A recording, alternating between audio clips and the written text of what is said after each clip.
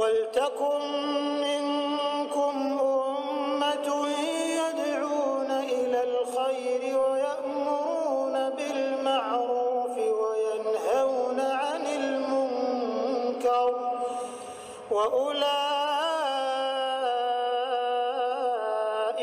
هُمُ الْمُفْلِحُونَ.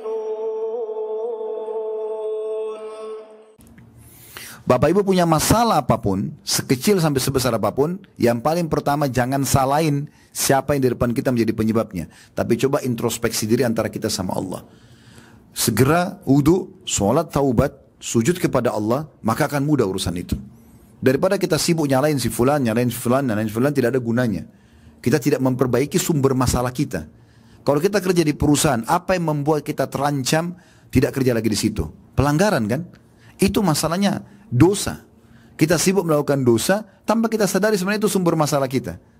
Sebagian salaf mengatakan saya mengetahui saya punya dosa dengan Allah kalau saya lihat perubahan sikap dari pasangan hidup saya. Istri berubah sikap, suami berubah sikap. Tunggangan saya, dia mau naik kudanya tiba-tiba kudanya kayak menolak. Atau kita mungkin mau naik mobil tiba-tiba macet. Atau kendaraan mogok atau kendaraan misalnya pecah bannya atau apa saja. Bahkan tikus masuk dalam rumahnya. Dia mengatakan bahkan tikus masuk ke dalam rumah saya itu adalah dosa saya. Sebagian di antara mereka teman-teman kalau lewat di sebuah tempat tercium bau sampah saja, bau tidak enak, dia langsung beristighfar kepada Allah. Kok bisa sampai ke hidung saya? Berarti ada sesuatu. Begitu pekahnya mereka. Jadi jangan anggap remeh masalah istighfar. Banyak orang tidak bisa istighfar, Bapak Ibu sekalian. Banyak orang lisannya tidak bisa mohon ampun kepada Allah karena Allah tidak berikan taufik. Kata sebagian salaf, siapa yang Allah mudahkan lisannya istighfar, berarti Allah ingin mengampuni dia. Makanya kemarin saya ingatkan, baca istighfar sampai ke ujung sana. Astaghfirullah wa atubu ilaih.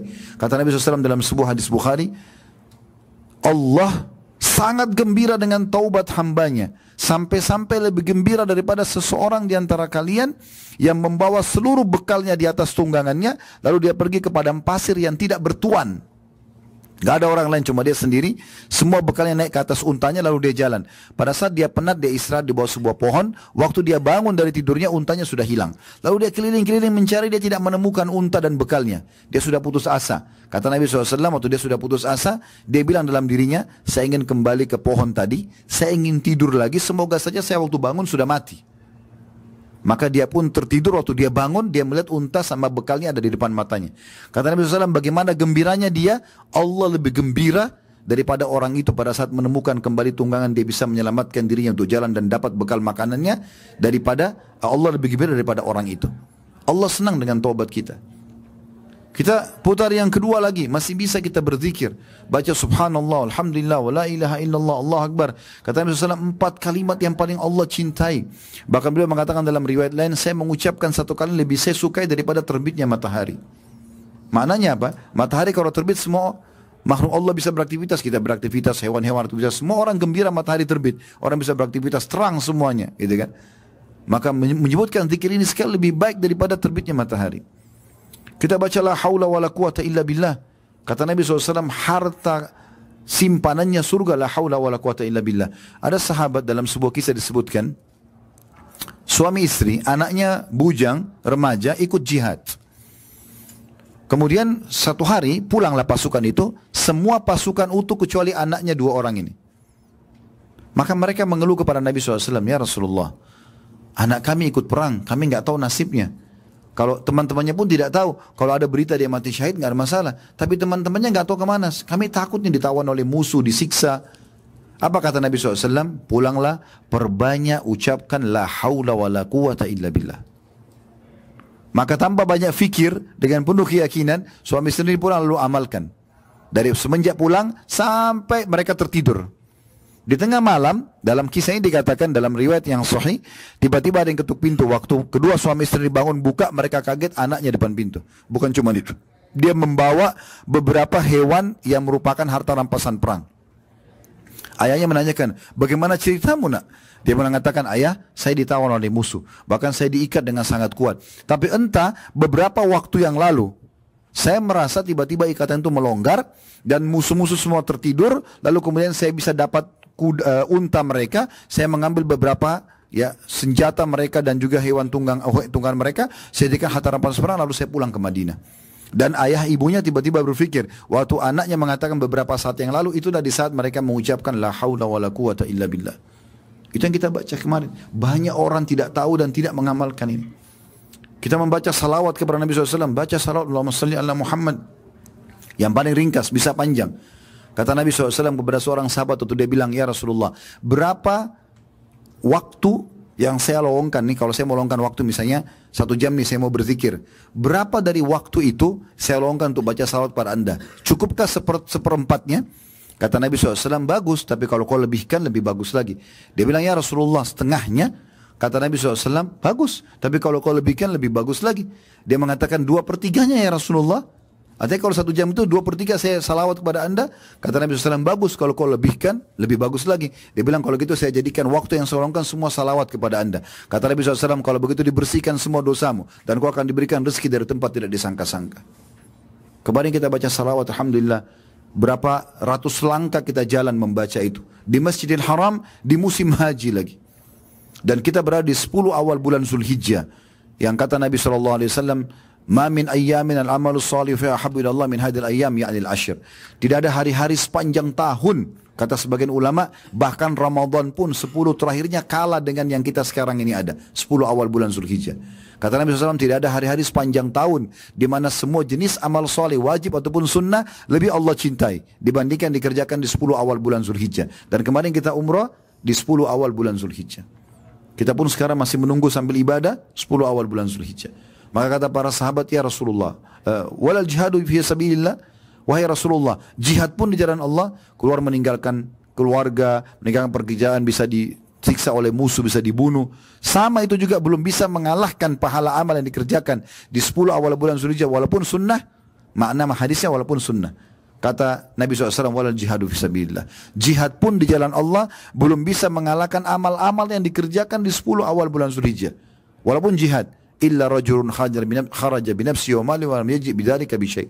Kecuali seseorang laki-laki yang keluar membawa seluruh hartanya, membawa jiwanya, dia punya 10 miliar dikeluarkan semua diinfakkan, kemudian dia pun mati syahid, dua-duanya habis, baru bisa menyamai amalan yang dikerjakan di 10 awal bulan Zulhijjah. Maka ini amal-amal yang mulia. Sudahkah kita syukuri semua ini teman-teman sekalian? Nikmat Allah yang melimpah, di masalah kita kerjakan saja itu. Gugurkan rambut-rambut kita pada saat kita cukur, pahalanya besar sekali, luar biasa. Dan terlalu banyak nikmat-nikmat yang lain. Coba peka teman-teman melihat nikmat Allah di sekitar kita. Bahkan kadang-kadang subhanallah, ada hal-hal yang kita anggap mungkin itu buruk, padahal sebuah nikmat. Ini saya kadang-kadang sampaikan contoh di pengajian, saya ingatkan kembali. Contoh misalnya lapar. Kalau kita tanya apakah anda mau lapar, jawabannya orang pasti tidak mau lapar. Tapi sudah paham nggak teman-teman sekalian? Kalau tanpa lapar, nggak enak makanan itu. Contoh misalnya kita sudah kenyang nih, udah makan 2 piring makanan udah kenyang. Kemudian kita dikasih lagi ayam bakar, dikasih lagi apalah jenis makanan yang paling kita suka. Kita nggak mau makan lagi karena sudah kenyang. Tapi kalau kita lapar, nasi sama sambal saja enak. Berarti lapar itu bukan ajang untuk keluh kesah. Selalu kita bilang, aduh lapar. Kenapa aduh lapar? Alhamdulillah lapar. Karena lapar itu pintu untuk nikmatnya makan. Sama juga dengan haus. Dengan haus, tenggorokan kita kering, kita jadi nikmat sebenarnya. Karena nikmat jadi minum. Kalau kita minum, apalagi kalau kita lagi haus, kita minta misalnya air dingin. Itu kan beda. Dibandingkan kita lagi tidak haus, selalu ditawarkan mau minum apa Bapak Ibu, kita masih punya pilihan. Mau apa ya, panas atau dingin. Tapi kalau kita haus itu ada kenikmatan tersendiri. Makanya Nabi SAW mengatakan, orang yang puasa 2 kegembiraan, dapat 2 kegembiraan, satu pada saat dia berbuka puasa, karena hilang dahaganya. Gitu kan? Kemudian juga pada saat dia bertemu dengan Tuhannya. Begitu juga dengan capek misalnya, letih. Ini sebuah nikmat yang besar. Kalau kita dari pagi disuruh tidur Bapak Ibu sekalian, sampai malam kita tidur nih. Malam disuruh tidur lagi, apakah kita masih bisa tidur? Coba saya tanya. Kalau Bapak Ibu dari pagi disuruh tidur sampai malam, terus malam suruh tidur lagi, masih bisa tidur nggak malamnya? Hah? Mana ini? Masih hidup nggak? Susah tidurnya ya, karena kita kan sudah tidur dari pagi sampai malam. Kita tidur dari jam 8 pagi sampai jam 6 sore. Terus kita jam 10 malam suruh tidur lagi, susah tidurnya, karena sudah banyak tidurnya. Tapi kalau kita dari pagi kerja sampai maghrib, capek nih. Pas ngantuk tidur malam hari, capek. 2 jam aja sudah nikmatnya luar biasa. Berarti mulai sekarang Bapak Ibu kalau lapar, kalau haus, kalau capek bilangnya apa? Alhamdulillah. Bukan selalu aduh, ya. Keluhan terlalu banyak. Lihat orang yang masih di bawah kita. Jadi kita bisa bersyukur kepada Allah SWT. Kalau kita punya sepeda, jangan lihat orang yang punya motor, tidak akan bersyukur. Pasti kita akan selalu, ya kalau kita tidak bersyukur. Tapi kita lihat orang yang masih jalan kaki. Kalau kita punya motor, jangan lihat orang yang pakai mobil, kita lihat orang yang pakai sepeda. Kalau kita punya mobil 1, jangan lihat orang yang punya mobil 2, kita lihat orang yang masih pakai motor. Begitu seterusnya. Kita tinggal di satu wilayah di Jakarta, misalnya atau di satu wilayah, jangan lihat orang yang lebih elit, lihat orang yang di bawah kita supaya kita bersyukur. Walaupun kita boleh dalam Islam punya ya ambisi positif, tanda kutip ya, punya semangat untuk mendapatkan lebih besar nikmat, tamak terhadap Allah boleh, tapi jangan sampai kita kufur nikmat, karena tidak mungkin kita pindah ke nikmat setelahnya kecuali kita bersyukur. Syukur ini teman-teman harus diikuti dengan seluruh anggota badan ya, bukan hanya lisan saja, tapi dengan seluruh anggota badan. Dan yang paling bagus adalah kita bersyukur itu dengan menggunakan apa yang Allah berikan ini dalam ketaatan kepada Allah. Diberikan kesehatan untuk ibadah, diberikan harta untuk bersedekah, gitu kan? Apa saja kita lakukan untuk ibadah kepada Allah Subhanahu wa taala. Di situ puncak syukurnya seorang hamba. Kita bisa lihat bagaimana statement para ulama berhubungan dengan masalah syukur ini, ya. Ibnu Taimiyah rahimahullah mengatakan, "Asy-syukru yakunu bil qalbi wal lisani wal jawarih." Bersyukur itu dijalani dengan hati, dengan lisan dan juga dengan anggota badan. Walhamdu la yakunu illa bil lisan. Sementara memuji Allah digunakan lisan. Maksudnya aplikasi harus ada. Bukan cuma kita bilang alhamdulillah, tapi bentuk syukur kita adalah dengan kita ya praktekkan di lapangan. Contoh misal Bapak Ibu masuk ke satu restoran, cocok makanannya, kita rasa enak. Coba sebagai tanda syukur beli jenis makanan yang sama, porsi yang sama, berikan kepada tukang parkir, berikan kepada orang-orang susah. Kita beli pakaian, belikan pakaian yang sama, berikan kepada orang-orang yang mungkin dia tidak akan mungkin bisa membelinya misalnya. Maka itu bentuk syukur. Kemudian Ibnu Qayyim rahimahullah dalam kitab Tariq al-Hijrain di halaman 508 mengatakan, "Ats-tsana'u 'alan ni'ami wa mahabbatu wal 'amalu bi ta'ati." Memuji atas nikmat dan mencintai nikmat tersebut serta memanfaatkan nikmat dalam ketaatan. Ini makna syukur. Kata beliau, memuji atas nikmat, bilang alhamdulillah, dan mencintai nikmat itu. Melihat ini adalah sebuah hal yang besar. Jangan dikecil-kecilkan nikmat itu, ya. Dibesarkan dan memanfaatkan nikmat untuk ketaatan. Banyak orang begitu kan, kadang-kadang syaitan kelabui dia. Di saat dia belum mendapatkan, maka dia menggebu-gebu. Contoh misal dalam rumah tangga, kita hidup dalam rumah tangga misalnya. Sebelum menikah mungkin kita semangat untuk menikah dengan pasangan kita. Begitu kita sudah menikah, kita anggap itu sebuah nikmat yang kecil. Sehingga tidak pernah kita syukuri. Selalu saja ada keluh kesah dalam rumah tangganya. Padahal sebenarnya Allah sudah berikan kepada dia yang mungkin banyak laki-laki lain berharap menikah dengan istri kita, atau banyak perempuan lain berharap menikah dengan suami kita. Tapi Allah jadikan ini sebuah nikmat. Banyak orang tidak syukuri masalah itu. Sehingga selalu saja yang ada keluh kesah dalam hidupnya. Pada saat diberikan Allah SWT amanah anak. Mungkin sebelum punya anak berharap punya anak. Tapi begitu punya anak, anaknya dimarah-marahin, dipukul. Anak-anak bukan untuk dimarahin dan dipukul, untuk dididik. Kalau mereka salah, itu karena mereka belum faham. Dan saatnya di situ kita mengambil pahala, mencari pahala. Contoh saja, berapa banyak orang tua yang mengucapkan kata-kata yang tidak baik. Kamu nakal, kamu begini, ibu menyesal melahirkan kamu, ayah begini dan begitu. Kata Nabi SAW, jangan ucapkan perkataan buruk untuk diri kalian, keluarga kalian dan harta kalian, karena bisa saja berpapasan malaikat lewat dan mengaminkan, akhirnya terjadi. Ya, daripada kita bilang kamu nakal, lebih baik kita mengatakan semoga Allah berikan kau hidayah nak, misal. Lalu kita meluruskan kesalahan dia gitu. Kemudian Ibnu Qayyim juga menekankan ada rukun-rukun syukur itu sendiri. Yang pertama boleh mengatakan mengakui nikmat itu berasal dari Allah, sekecil apapun. Ya. Kemudian yang kedua memuji Allah atas nikmat tersebut, alhamdulillah. Lalu yang ketiga meminta tolong untuk menggapai ridha Allah dengan memanfaatkan nikmat di atas ketaatan. Jadi selalu kembali kepada ketaatan. Rezeki itu pada saat seorang hamba sedang melimpah padanya rezeki dan dia sedang dalam keadaan ketaatan, ini berarti rezeki yang baik. Rezeki yang baik. Dan kalau dia punya harapan untuk mencapai sebuah rezeki lalu belum diberikan, dia tinggal introspeksi diri. Mungkin ada masalah dosa yang dia lakukan. Karena kata Nabi SAW dalam hadis riwayat Ibnu Majah nomor 4022, wa inna ar-rajula la yahrumur rizqa bidzambi yusibu. Sesungguhnya seseorang itu bisa terhalang dari rezekinya karena dosa yang dia lakukan. Sehingga kalau dia beristighfar kepada Allah, bertobat, bisa kembali rezeki tersebut. Sebaliknya, kalau seandainya rezeki melimpah pada ahli maksiat dan sudah tegak padanya hujjah, maksudnya sudah sempat dijelaskan hukum-hukum agama pada dia, ini nggak boleh, jangan buat dosa, jangan mabuk, jangan zina, jangan ini, jangan itu, tapi dia tetap melakukannya, maka itu berarti tadarruj, tahapan siksaan. Jadi jangan bilang, tuh teman saya pemabuk tapi rezekinya banyak, benar tuh, ya, gonta ganti mobil, ini jabatannya selalu naik, itu tadarruj, tahapan siksaan. Saya tertarik dengan statement salah satu sahabat sekaligus guru kami, Syekh Ziyad Hafidahullah di Jordan. Beliau doktor di beliau pakar hadis di Jordan. Pernah tabligh akbar datang ke Indonesia.